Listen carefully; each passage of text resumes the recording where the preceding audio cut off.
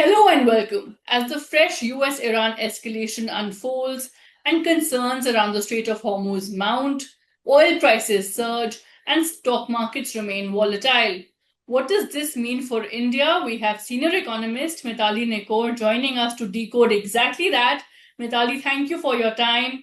What does the latest escalation mean for India's fuel rates, inflation in the near term?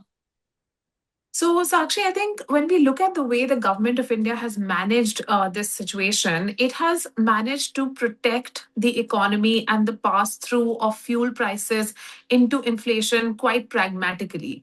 Because just last week, a lot of people were questioning that why haven't the fuel rates been brought down?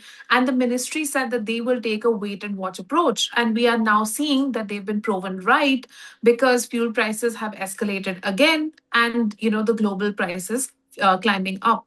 But because the Indian fuel prices were only increased once sometime in late April, we're now seeing the market adjusting to it. We're seeing inflation has also calmed down now. Yes, it's shot up, but it's coming down now. It's not shooting up because it's not like a continuous cycle of increase.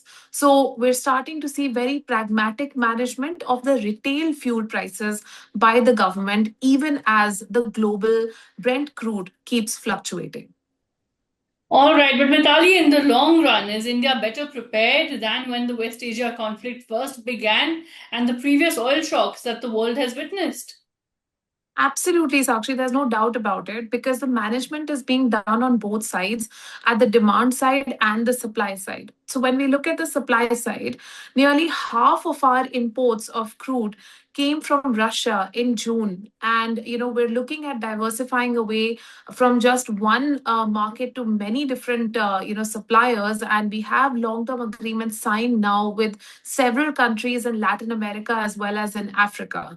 So that helps us diversify on the supply side and bring down the cost of our fuel consumption basket vis-a-vis the global price.